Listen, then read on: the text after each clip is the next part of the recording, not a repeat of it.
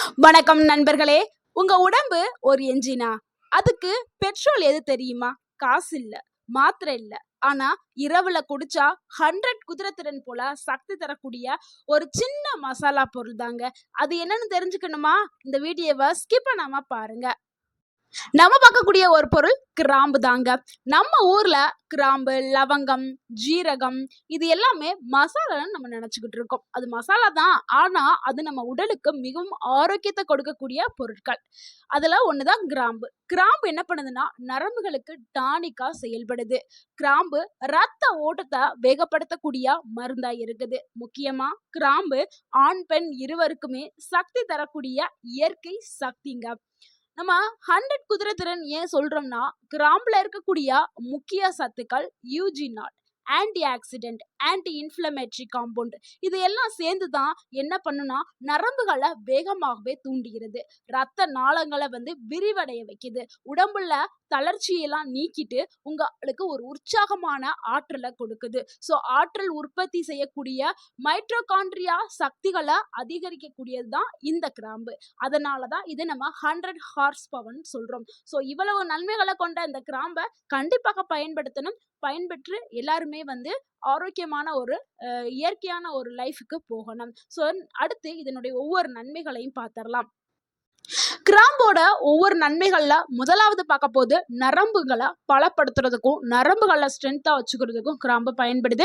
அதே மாதிரி நினைவாற்றலை அதிகப்படுத்துறதுக்கும். இன்றைக்கு இருக்கக்கூடிய பிரச்சனை என்னன்னா மறதிங்க. நிறைய பேருக்கு அது வயதானவர்களா இருந்தாலும் சரி, இள வயதுக்காரர்களா இருந்தாலும் சரி, மறதிங்கிறது ஒரு பொதுவான பிரச்சனையாயிருச்சு. அதே மாதிரி உடல் சோர்வு, தூக்கம் சரியா இல்லாமை, திடீர் நைட்ல ஒரு 2 மணிக்கு தூக்கம் வரும், 3 மணிக்கு தூக்கம் வரும், அதுக்கப்புறம் தூக்கமே வராது. ஸோ இந்த மாதிரியான பிரச்சனை இப்ப இருக்கிற காலகட்டத்தில் நிறையவே எல்லாருக்குமே வர ஆரம்பிச்சிருச்சு. அடுத்து முக்கியமான ஒரு விஷயம் மன அழுத்தம். ஸோ மன அழுத்தம் இல்லாத ஆளே இல்லை. அந்த அளவுக்கு சின்ன குழந்தைகள்ல இருந்து பெரியவங்க வரைக்கும் மன அழுத்தம் இருக்குது. இரவு நேரத்துல கிளாம்பை குடிச்சோம்னா மூளையோடைய நரம்பு நல்லாவே ரிலாக்ஸ் ஆகும். நல்லா ஒரு ஆழ்ந்த தூக்கம் கொடுக்கும். ஸோ தூக்கம் இல்லாம கஷ்டப்பட்டுக்கிட்டு இருக்க எல்லாருக்குமே கிராம்பு ஒரு நல்ல தூக்கத்தை கொடுக்கும். காலையில எந்திரிக்கும் போதே நல்லாவே ஃப்ரெஷ்ஷாவே எந்திரிப்பீங்க. அதே மாதிரி மனசை தெளிவுபடுத்தும். மனசுக்கு ஒரு நல்ல அமைதி கிடைக்கும். அந்த மன அழுத்தத்திலிருந்து விடுபடுறதுக்கும் கிராம்பு பயன்படுது. ஸோ இப்போ அடுத்து முக்கியமான பாயிண்ட் தான் பார்க்க போறோம். ஆண்களுக்கு கிடைக்கக்கூடிய அந்த அற்புதமான பலன்களை தான் பார்க்க போறோம். ஆண்களுக்கு கிராம்பு ஒரு நேச்சுரல் பவர் பூஸ்டர் அப்படின்னு சொல்லலாம்.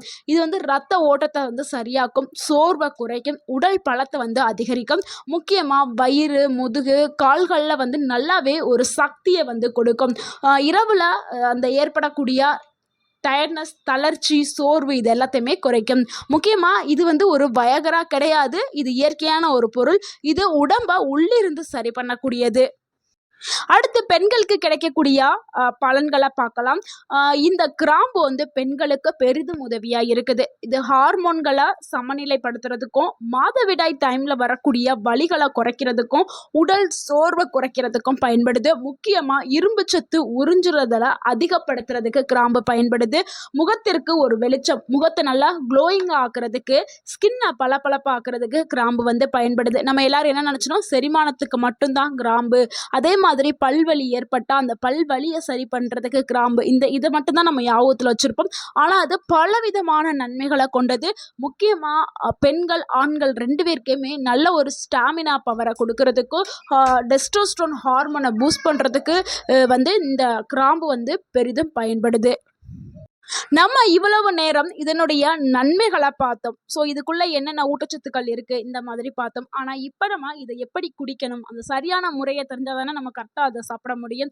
அப்போதானே நம்மளுக்கு அதனுடைய முழு பலன்களும் கிடைக்கும். ஸோ இரவுல குடிக்கிற முறையை தான் நம்ம பார்க்க போறோம். இதுக்கு தேவையான பொருட்கள் 2 கிராம்பு இல்லைன்னா 3 கிராம்பு எடுத்துக்கிறோங்க.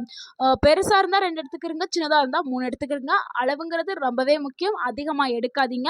இதுக்கு ஒரு வெதுவெதுப்பான 1 கப் தண்ணீர். ஸோ இதுதான் நம்மளுக்கு தேவையான பொருட்கள். தண்ணி இதான் தேவையான பொருட்கள். இது எப்படி செய்யலாம்னா, கிராம்ப லேசாவே நசுக்கிட்டு, அந்த நம்ம 1 கப் வெதுவெதுப்பான தண்ணீர் வச்சிருக்கோம்ல, அந்த தண்ணீர்ல அந்த நசுக்குன கிராம்ப போட்டுட்டு 5லிருந்து 10 நிமிஷம் வந்து நல்லாவே மூடி வச்சிருங்க. மூடி வைக்கும்போது அந்த கிராம்புல இருக்கக்கூடிய எசன்ஸ், அந்த கிராம்புல இருக்கக்கூடிய சத்துக்கள் எல்லாமே அந்த வெதுவெதுப்பான தண்ணிக்கு உள்ளேயே இறங்கிரும். ஸோ அதனால தான் நம்ம மூடி வைக்க சொல்றோம். வெளியில ஆவியா எவாப்ரேட் ஆகி போகாம இருக்கிறதுக்கு மூடி வைக்க சொல்றோம். ஸோ அது உள்ள எல்லாமே இறங்குனதுக்கு அப்புறம் நீங்க இரவு தூங்குறதுக்கு முன்னாடியே அப்படியே குடிச்சிடலாம். இல்லைன்னா நீங்க 1 கிளாஸ் தண்ணிய நீங்க அடுப்புல ஊத்திட்டு, அடுப்புல பாத்திரத்த வச்சுட்டு 1 கிளாஸ் தண்ணி ஊத்திட்டு 2 கிராம்ப கொதிக்க விட்டு கூட நீங்க வடிகட்டி குடிக்கலாம். ஸோ இப்படியும் குடிக்கலாம், அப்படியும் குடிக்கலாம். ஆனா இத வந்து தினமும் நீங்க எடுத்துக்கிற கூடாது. வாரத்துல 3 இல்ல 4 நாட்கள் மட்டும் நீங்க எடுத்துக்கிட்டா போதும். ஸோ இது யாரெல்லாம் குடிக்கக்கூடாதுன்னா, கர்ப்பிணி பெண்கள், அதிகமா ரத்த அழுத்தம் இருக்கிறவங்க வேண்டாம். அவங்களுடைய டாக்டர்ட்ட கேட்டுட்டு எடுக்கிறது ரொம்பவே நல்லது. அதே மாரி வயிற்றுல புண் இருந்தாலும் அவங்களும் அவங்க டாக்டர்ட்ட கேட்டு எடுக்கிறது ரொம்ப நல்லது. ஸோ எல்லாமே அளவுங்கிறது ரொம்பவே முக்கியம். ஏதாவது பிரச்சனை இருந்துச்சுன்னா, நீங்க உங்க டாக்டர்ட்ட அட்வைஸ் கேட்டுட்டு எடுக்கிறது ரொம்பவே நல்லது. ஸோ இந்த கிராம்பு தண்ணீர குடிச்ச உடனே உங்க உடலுக்கு வந்து மேஜிக் நடக்காது. எல்லாரும் நெனச்சிட்டு இருப்பீங்க, இந்த ஹாஸ்பிட்டல்லாம் மாத்திரை வாங்கி சாப்பிடுவோம். நெறைய பேர் வந்து இதுக்குன்னு ட்ரீட்மெண்ட் எடுத்து வயாரா டேப்லெட் அது இதுன்னு சாப்பிடுவாங்க. சாப்பிட்ட உடனே ரிசல்ட் கிடைக்கும். ஆனா அந்த மாதிரிலாம் இது இருக்காது. சாப்பிட்ட உடனே மேஜிக் நடக்காதுங்க. ஏன்னா இது எல்லாமே இயற்கையான பொருட்கள். ஸோ உணவே மருந்து தான். ஓகேங்களா? அதனால தான் இந்த ஒரு வீடியோ போட்டுருக்கோம். இந்த உணவு வந்து என்னன்னா, மருந்தா நம்மளுக்கு கொஞ்சம் கொஞ்சமா தான் வேலை செய்யும். இத நீங்க எடுக்க தான் உங்களுக்கு வந்து அந்த ஸ்டாமினா பவர் வந்து வர ஆரம்பிக்கும்.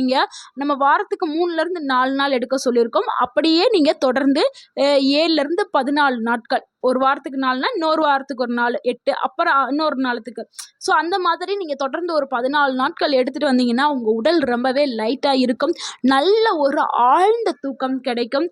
மெதுவாக உங்க உடலுக்கு நல்லாவே ஸ்டாமினா பவர் வந்து அதிகரிக்கும். அந்த சக்தி வந்து உங்களுக்கு கிடைக்கும். ஸோ வந்து நீங்க கண்டிப்பா தொடர்ந்து எடுக்கிறது தான் ரொம்ப நல்லது. இதனால அந்த கிராம்பு சாப்பிட்றதுனால உங்களுக்கு எந்த ஒரு பக்க விளைவும் கிடையாது.